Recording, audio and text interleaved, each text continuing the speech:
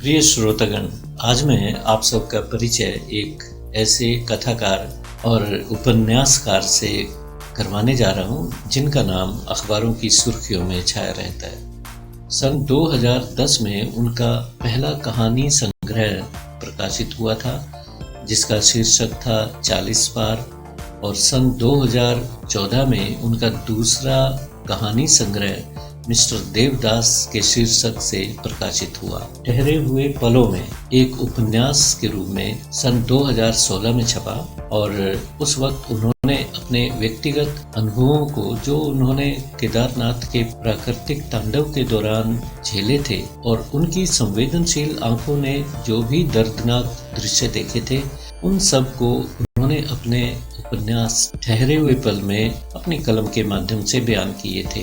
पुस्तक छपते ही सुर्खियों में आ गई थी। उनकी कहानियां अनेकों पत्र पत्रिकाओं में प्रकाशित होती रहती है। हाल ही में उनका एक कहानी संग्रह प्रकाशित हुआ है जिसका शीर्षक है पीठासीन अधिकारी कहानी, जिसमें 10 बेहतरीन कहानियों का संग्रह है। इससे पहले कि मैं इस कहानी संग्रह की 2 कहानियों का एनालिसिस करूं, मैं आपको इस नौजवान कहानीकार उपन्यासकार का परिचय देना चाहूँगा। और आप पुस्तक देख रहे हैं, ये टाइटल है पीठासीन अधिकारी कहानी संग्रह और रिटन बाय ब्रह्मदत्त शर्मा। ये नाम है इनका, ब्रह्मदत्त शर्मा। और बैक पेज पे आप देखिए इनका जीवन परिचय है जो मैं देना चाहूँगा यहाँ पे। जन्म स्थान इनका जिला यमुनानगर हरियाणा में हुआ। गांव का नाम झिंवर हेड़ी है, पास ही में एक छोटा सा गांव है। और जन्म तिथि इनकी 8 जून 1973 है। एमए अंग्रेजी बीएड क्वालिफिकेशन है। आजकल ये अध्यापन कार्य करते हैं। प्रकाशन इनके कहानी संग्रह 40 पार 2010 में और मिस्टर देवदास 2014 में, जैसे मैंने पहले भी बता दिया। उपन्यास ठहरे हुए पलों में, ये टाइटल है, 2016 में प्रकाशित हुआ था और अनेक प्रतिष्ठित पत्र पत्रिकाओं में इनकी कहानियां छपती रहती हैं। और पुरस्कार और सम्मान भी इनको कई मिले हैं जिनका जिक्र मैं करना चाहूँगा। विश्व हिंदी सचिवालय मॉरिशस द्वारा आयोजित विश्व हिंदी कहानी प्रतियोगिता 2019 में इनकी एक कहानी ने प्रथम स्थान प्राप्त किया। हरियाणा साहित्य अकादमी द्वारा आयोजित कहानी प्रतियोगिता 2015 में द्वितीय पुरस्कार, और माँ धनवती देवी स्मृति कथा साहित्य सम्मान 2017 सुल्तानपुर उत्तर प्रदेश में हुआ। अखिल भारतीय डॉक्टर कुमुद टिक्कू कहानी प्रतियोगिता पुरस्कार 2017 में जयपुर राजस्थान में। श्री बृजभूषण भारद्वाज एडवोकेट स्मृति साहित्य सम्मान 2015 में, ये कैथल हरियाणा में हुआ। डॉक्टर महाजन कृष्ण जैन स्मृति सम्मान 2018 में शिलोंग मेघालय में।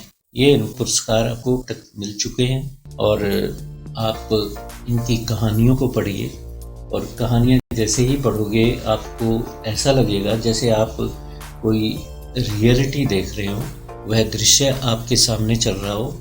इनकी जो कौशल है कथा कहने का, स्टोरी राइटिंग का, वो बहुत ही लाजवाब है। और भाषा बिल्कुल सरल, जो आम बोली जाने वाली भाषा है उसका उपयोग किया है। और जो कथा है, जो कहानी है, प्लॉट है कहानी का, उसमें कोई डाइग्रेशन नहीं है, कोई गैप्स नहीं है, सीधी चलती है। और आपका मन ये होगा कि आप एक सिटिंग में उस कहानी को ख़त्म करना चाहोगे। मैं तो ये कहूँगा कि 10 कहानियाँ हैं इस पुस्तक में, और आप वन गो में, जैसे कोई नावल होता है, आप पूरी 10 कहानियाँ इकट्ठे ही पढ़ना चाहोगे। तो देर किस बात की है, आप इनकी पुस्तक को प्राप्त कर सकते हैं, जिसके लिंक मैं डिस्क्रिप्शन में डालूंगा।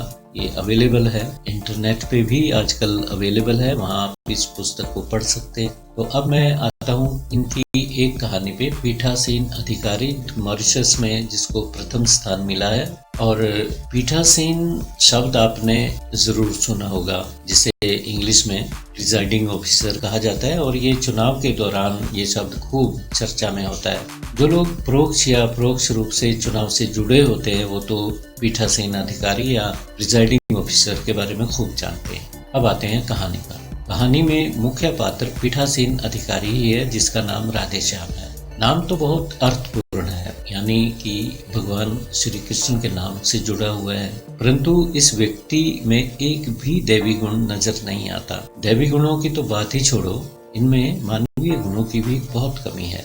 ये महानुभाव बस झूठ बोल बोल कर अपना उल्लू सीधा करना जानते हैं। भावनात्मक शोषण करने में तो इनका कोई जवाब नहीं है। जब चाहे अपनी माँ को बीमार कर दें और जब चाहे उनको मारते हैं। ये और इनके साथी एक गांव में इलेक्शन करवाने आए हुए हैं। जो कुछ भी इलेक्शन ड्यूटी करते हुए होता है, घटित होता है, वह खूब मजेदार है और पाठकगण उस सब का आनंद कहानी के अंत तक लेते हैं।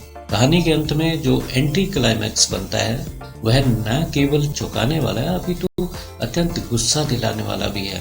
ये वो बेईमान अधिकारी हैं जो अपनी ड्यूटी को निष्ठा और कर्तव्य परायणता के साथ नहीं निभाते। ये वो लोग हैं जो पैसे को देखकर अपनी लार टपका देते हैं और कुछ भी करने को तैयार हो जाते हैं। ये लोग चुनावी ड्यूटी करते समय गांव वालों से तरह तरह की फरमाइशें करते हैं और जीतने वाली पार्टी से रुपयों के रूप में इनाम भी प्राप्त करते हैं।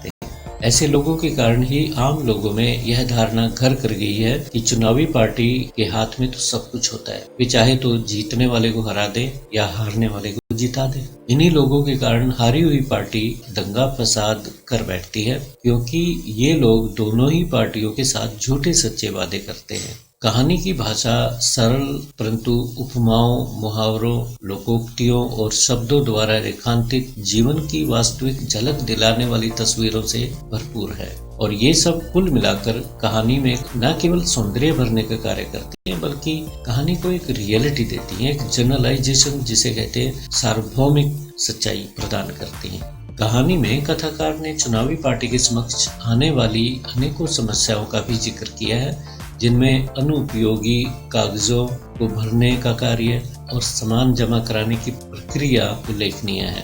कहानी का अंत हमें ठाकुर रविंद्रनाथ टैगोर और प्रसिद्ध रशियन कहानीकार गोर्की की याद दिलाता है, जिनकी कहानियों का अंत स्टिंग इन द टेल होता है। पाठकों के दिलों में एक चुभन सी पैदा हो जाती है जैसे ही कहानी समाप्त होती है। लेखक ने बहुत ही निष्पक्ष तरीके से अपने पात्रों को कहानी में चित्रित किया है और इस तरह से ये कहानी जब आप पुस्तक में पढ़ोगे तो आपको बहुत ही आनंद आने वाला है। जो चीजें मैं नहीं बता पाया आप उनका आनंद उठाओगे। एक और कहानी है बुढ़ापे का एक दिन। 47 या 50 या 60 के दशक में जन्मे पाठकों को उनके अतीत की झलक बाखूबी दिलाती है और चौपालों में लगने वाली रौनक, मनोरंजन के लिए ताश के पत्तों का खेल तथा गप गोष्ठियों की भी याद ताजा करा देती है। बेटे बेटियों की शादी ब्याह कम उम्र में हो जाने के कारण ये लोग दादा परदादा की श्रेणी में समय से पहले ही आने के कारण इनका घर में आना जाना भी कम हो जाता है। इस बात का जिक्र लेखक ने इस कहानी में कारणों के सहित बताया है। कहानी के आरंभ में लेखक चौपालों में सजने वाली रौनकों का विवरण बहुत ही बारीकी के साथ करते हैं। चौपालों या बैठकों में लोग एक साथ बैठा करते थे और साथ साथ वे आपस में सलाह मशवरा करके अपने व्यक्तिगत समस्याओं का निवारण भी कर लिया करते थे।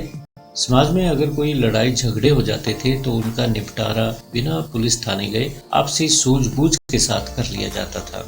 शायद यही कारण था कि लोगों में डिप्रेशन जैसी बीमारियां, जो आधुनिक युग के फल भौतिकतावाद की देन है, सुनने में नहीं आती थी।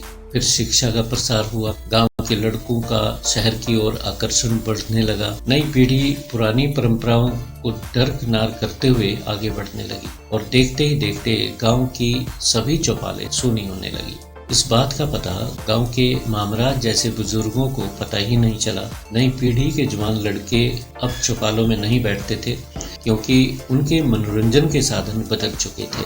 कहानी में मामराज उस पीढ़ी के लोगों का प्रतिनिधित्व करता है जो चाह कर भी अपने अकेलेपन को भुलाने के लिए अपने ही घर में सुकून के साथ कुछ देर तक नहीं बैठ सकते। उनसे अब कोई भी बात करना पसंद नहीं करता।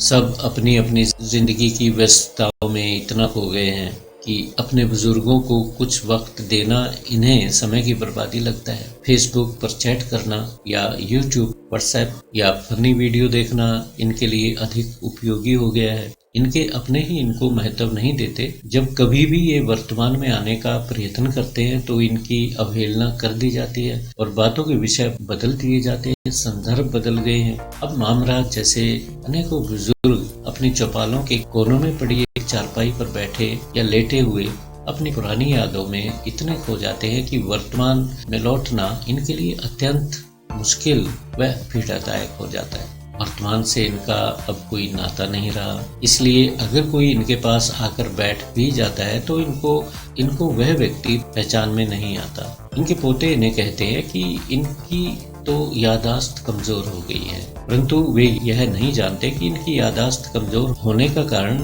भी तो इनके परिवार के सदस्य हैं। यदि इन बुजुर्गों के साथ वर्तमान की बातें की जाती तो ये भूतकाल में क्यों जाते? लेखक ने इस प्रश्न का भी उत्तर देने का बाखूबी प्रयत्न किया है। दिन हो या रात ये बुजुर्ग अपने आप से बातें करते रहते हैं। इनके मस्तिष्क में भूतकाल की एक फिल्म चल रही होती है। अपनी चौपालों में बैठे ये बुजुर्ग रेलवे प्लेटफॉर्म पर बैठे अपनी ट्रेन के इंतजार में बैठे हुए यात्रियों जैसे हो गए हैं।